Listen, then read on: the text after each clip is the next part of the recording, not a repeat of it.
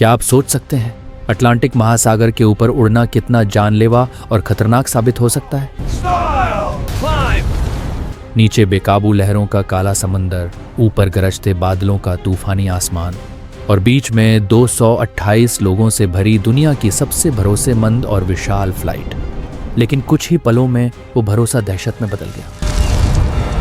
अचानक auto pilot बंद हुआ, अलार्म चीखने लगे और 35,000 फीट की ऊंचाई से वो विशाल जहाज बिजली की तरह कांपता हुआ मौत की ओर गिरने लगा। पायलट्स ने पूरी जान लगा दी, हर बटन, हर कंट्रोल आजमाया, लेकिन 4 मिनट के भीतर फ्लाइट ने अटलांटिक महासागर में भयानक छलांग लगा दी। और फिर सन्नाटा। समंदर ने 228 जिंदगियों के साथ उस विशाल धातु के दानव को भी निगल लिया। चलिए जानते हैं अटलांटिक महासागर और फ्लाइट 447 की वो हिला देने वाली सच्चाई जिसने पूरी दुनिया को दहला दिया। रात का वक्त था, 31 मई 2009 की वो रात, जब ब्राजील का शहर रियो डी जनेरियो अपनी खूबसूरती के शबाब पर था। शहर के ऊपर आसमान में तारे चमक रहे थे, नीचे लहरों की आवाज़ थी और बीचों बीच था रियो का इंटरनेशनल एयरपोर्ट, जहां उस टाइम एक लंबी कतार लगी हुई थी। लोग अलग अलग देशों से आए थे, अलग अलग चेहरों पर अलग अलग भाव दिखाई दे रहे थे। किसी के चेहरे पर मुस्कान थी, कोई किसी अपने को आखिरी बार गले लगा रहा था, कोई फोन पर धीरे धीरे कह रहा था मैं पहुंचते ही कॉल करूंगा। किसी के हाथ में टिकट थी तो किसी के बैग में गिफ्ट्स। सब अपनी अपनी मंजिल की ओर बढ़ रहे थे, लेकिन उस रात सबकी मंजिल एक ही थी, पेरिस। एयर फ्रांस फ्लाइट 447, रियो से पेरिस जाने वाली रात की फ्लाइट। और एक सामान्य सी उड़ान थी, लेकिन ये एक इतिहास में दर्ज होने वाली एक ऐसी उड़ान जो कभी अपनी मंजिल तक नहीं पहुंची। वो रात शुरू में बिल्कुल सामान्य थी। घड़ी ने 10:29 दिखाए और एयरबस A330 का वो बड़ा सा जहाज रनवे पर दौड़ने लगा। कुछ ही सेकंड में फ्लाइट का भारी शरीर हवा में उठ गया, इंजन गरजने लगे और नीचे शहर की रोशनियां धुंधली होती चली गई।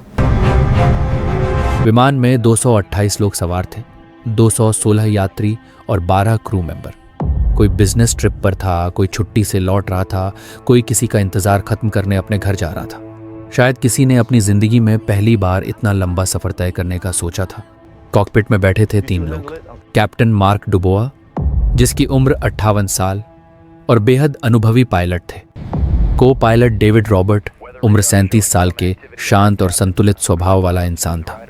और साथ में सबसे युवा पायलट पियरे बोनिन, जिसकी उम्र 32 साल थी, जो उड़ान के हर पल को सीखने के लिए उत्साहित था। तीनों जानते थे कि उनके सामने लंबा सफर है, करीब 10 घंटे की उड़ान। लगभग पूरा सफर समुद्र के ऊपर से गुजरने वाला था। ऊपर बस बादल, नीचे लहरों वाला अनंत पानी। लेकिन फ्लाइट एयरबस 330 इतना आधुनिक विमान था जो अपने आप उड़ सकता था। किसी को डरने की कोई वजह नहीं थी। इसमें ऑटो पायलट सिस्टम, अत्याधुनिक सेंसर और सुरक्षा के ढेरों इंतजाम थे। यह दुनिया के सबसे भरोसेमंद विमानों में से एक माना जाता था। विमान धीरे धीरे ऊपर चढ़ा और लगभग 35,000 फीट की ऊंचाई पर जाकर स्थिर हो गया। कॉकपिट में सब कुछ सामान्य था। यात्री अपनी सीट बेल्ट खोल चुके थे, कुछ फिल्में देख रहे थे, कुछ सो चुके थे। एयर होस्टेस कॉफी परोस रही थी। बाहर अंधेरा था, नीचे बादलों की मोटी परत। कभी कभी बिजली दूर चमकती और विमान की खिड़की के बाहर रोशनी की झिलमिलाहट दिखती। रात धीरे धीरे बीत रही थी। घड़ी ने लगभग 1:30 बजाए। कैप्टन मार्क ने अपने दोनों को पायलट्स की तरफ देखा और कहा, You two handle it, I'll take some rest. थोड़ी देर मैं आराम कर लेता हूँ, तुम लोग संभालो। ये बहुत सामान्य प्रक्रिया थी। लंबी उड़ानों में कैप्टन थोड़ी देर ब्रेक लेते हैं, जबकि को पायलट्स कंट्रोल संभालते हैं। उन्होंने हेडसेट उतारा और कॉकपिट से बाहर चले गए। अब जिम्मेदारी थी डेविड और बोनिन के कंधों पर। वो अब अटलांटिक महासागर के ऊपर थे। नीचे हजारों किलोमीटर तक सिर्फ काला पानी था। कहीं कोई जमीन नहीं, कोई रोशनी नहीं, बस अंधेरा। रडार पर कुछ लाल पीले निशान दिखने लगे। तूफानी बादल। डेविड ने रडार देखा और कहा, थोड़ा राइट की तरफ मुड़ते हैं। बोनिन ने सिर हिलाया। विमान ने अपना रास्ता थोड़ा बदला ताकि तूफान से टकराने से बचा जा सके, लेकिन तूफान से पूरी तरह बचना संभव नहीं था। कभी कभी आसमान में ऐसे बादल होते हैं जो इंसान की सारी समझ को चुनौती देते हैं। वो शांत दिखते हैं, लेकिन उनके भीतर बिजली, बर्फ और हवा का ऐसा संगम होता है जो किसी भी मशीन को परेशान कर सकता है। करीब 1:59 पर विमान ने उन बादलों में प्रवेश किया। अंधेरा और घना हो गया। बिजली की चमक बीच बीच में आसमान को काट रही थी। विमान हल्के झटके खाने लगा। यात्रियों को शायद लगा यह तो सामान्य टर्ब्यूलेंस है, लेकिन कॉकपिट में हल्की बेचैनी थी। डेविड ने बोनिन से कहा, थोड़ा ध्यान रखना, ये बादल काफी एक्टिव हैं। कुछ ही मिनटों में विमान की नाक के आगे जमी बर्फ पिटोट ट्यूब से टकराने लगी। पिटोट ट्यूब, ये छोटे से दिखने वाले उपकरण किसी भी फ्लाइट का दिल होते हैं। इनका काम है हवा की रफ्तार मापना। लेकिन जैसे जैसे तापमान गिरा और बर्फ बढ़ी, वो ट्यूब धीरे धीरे जाम होने लगे। अब विमान के कंप्यूटर को गलत या अधूरी जानकारी मिल रही थी।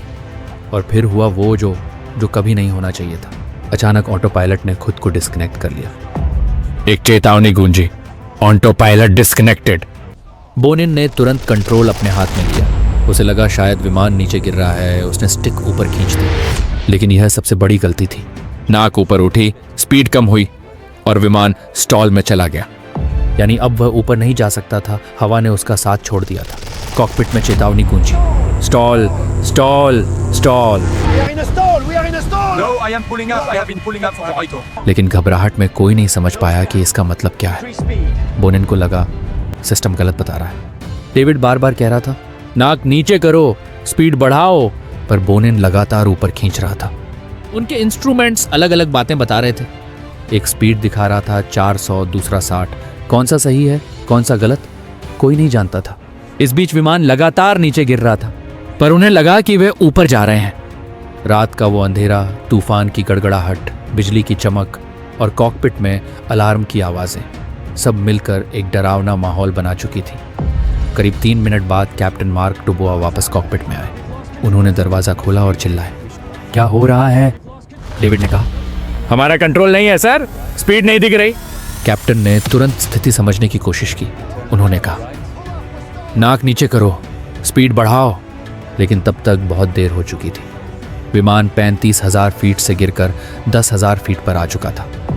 कॉकपिट में अब तीनों बेतहाशा कोशिश कर रहे थे, लेकिन एक और दिक्कत थी। एयरबस 330 में दोनों कंट्रोल स्टिक सिंक्रोनाइज नहीं होते। मतलब अगर एक पायलट ऊपर खींचे और दूसरा नीचे धकेले, तो सिस्टम दोनों कमांड्स को मिला देता है। विमान को अब मिल रहे थे कंफ्यूज्ड आदेश। वो मशीन समझ नहीं पा रही थी कि उसे ऊपर जाना है या नीचे।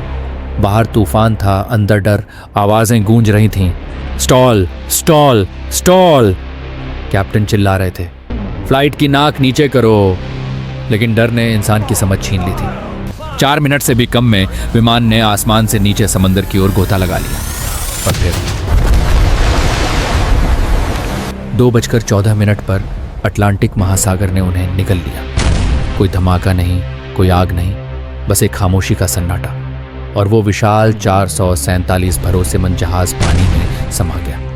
228 जिंदगियां, 228 कहानियां, सब 5 मिनट में खत्म। सुबह जब पेरिस में 447 फ्लाइट के लैंड होने का समय हुआ, तो डिस्प्ले बोर्ड पर लिखा था, फ्लाइट ए F447 डिलेड। लोगों को लगा शायद मौसम खराब है, जिसकी वजह से फ्लाइट थोड़ी लेट है। लेकिन घंटे बीत गए, पर कोई खबर नहीं आई। एयर ट्रैफिक कंट्रोल ने बताया, हमारा संपर्क टूट गया है। 447 फ्लाइट, कोई मेडे कॉल नहीं, कोई संदेश नहीं। फ्लाइट बस गायब सी हो गई। फिर जाकर फ्रांस और ब्राजील की सरकारें हरकत में आईं और समंदर में खोजी जहाज भेजे गए, जो पूरे समंदर को छान मारा, लेकिन फ्लाइट 447 का निशान नहीं मिला।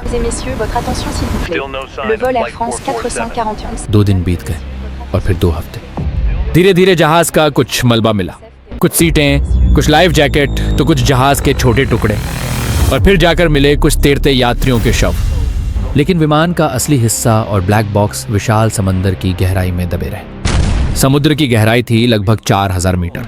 वहां तक पहुंचना आसान नहीं था। और फिर तकनीकी उपकरणों और पनडुब्बियों की मदद ली गई, लेकिन सफलता नहीं मिली। यात्रियों के परिवारों का दर्द बढ़ता गया। हर दिन कोई ना कोई पेरिस एयरपोर्ट आता, उस उम्मीद में कि शायद कोई चमत्कार हो जाए। लेकिन वो चमत्कार कभी नहीं हुआ। 2 साल तक ये रहस्य बना रहा कि आखिर क्या हुआ था। फिर जाकर 2011 में 2 साल की कड़ीडी डियोशी मेहनत के बाद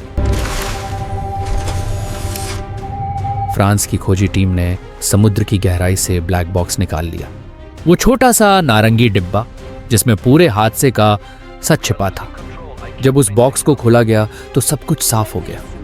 ब्लैक बॉक्स में रिकॉर्ड हुई 4 मिनट की ऑडियो ने सब बता दिया। पायलट्स की आवाज़ें, उनकी घबराहट, उनकी बातें। क्या हम ऊपर जा रहे हैं? नहीं, नीचे गिर रहे हैं, नाक नीचे करो। और फिर स्टॉल स्टॉल स्टॉल। उन 4 मिनटों में डर, भ्रम और इंसानी गलती का हर पहलू दर्ज था। जांच में पाया गया कि हादसा किसी मशीन की खराबी से नहीं, बल्कि इंसानी गलतफहमी से हुआ था। पिटोट ट्यूब्स ने कुछ देर के लिए गलत डेटा दिया, लेकिन उसके बाद जो इंसानी फैसले लिए गए उन्होंने सब खत्म कर दिया। अगर उस वक्त सिर्फ 10 सेकंड के लिए नाक नीचे कर दी जाती तो विमान फिर से कंट्रोल में आ जाता, पर डर ने सब कुछ बिगाड़ दिया। इस हादसे ने एविएशन इंडस्ट्री को झकझोर दिया। नई ट्रेनिंग शुरू हुई। अब हर पायलट को स्टॉल रिकवरी की रियल सिचुएशन पर ट्रेनिंग दी जाती है। पिटोट ट्यूब्स के डिज़ाइन को सुधारा गया ताकि वो बर्फ से जाम ना हो, लेकिन जो लोग उस रात समंदर में खो गए वो कभी वापस नहीं आए। उनमें से एक 11 साल का बच्चा था जो पहली बार विमान में बैठा था। एक वैज्ञानिक थी जो क्लाइमेट चेंज पर रिसर्च कर रही थी। एक कपल था जो हनीमून से लौट रहा था। कई परिवार अपने सपनों को लेकर सफर पर थे और वह सफर बीच में ही खत्म हो गया। यह हादसा सिर्फ टेक्नोलॉजी की असफलता नहीं थी, यह इंसानी सोच और समझ की परख थी।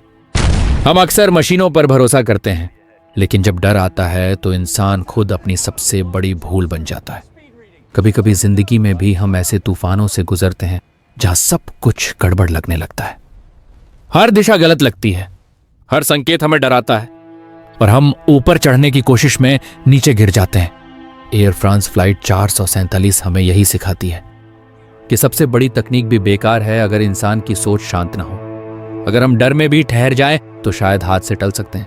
आज जब कोई पायलट अटलांटिक के ऊपर से उड़ता है, रात के अंधेरे में बिजली चमकती है, तो शायद उसके दिमाग में ये कहानी जरूर आती है। वो जानता है आसमान खूबसूरत है लेकिन बेरहम भी, क्योंकि उस रात आसमान ने 228 जिंदगियां अपने पास रख लीं। वो फ्लाइट पेरिस नहीं पहुंची, लेकिन उसकी कहानी हमेशा जिंदा रहेगी, एक याद के रूप में, एक सीख के रूप में और इंसान की नाजुक समझ के प्रतीक के रूप में। कभी कभी बस थोड़ी सी देर, थोड़ी सी शांति, थोड़ी सी समझ, इतनी काफी होती है जान बचाने के लिए। लेकिन उस रात वो तीनों बातें कहीं खो गई थीं और पीछे बचा था सिर्फ सन्नाटा, जिसे आज भी अटलांटिक की लहरें सुनाती हैं। We are losing control. I can't maintain altitude. Check the instruments. They are failing. What is happening?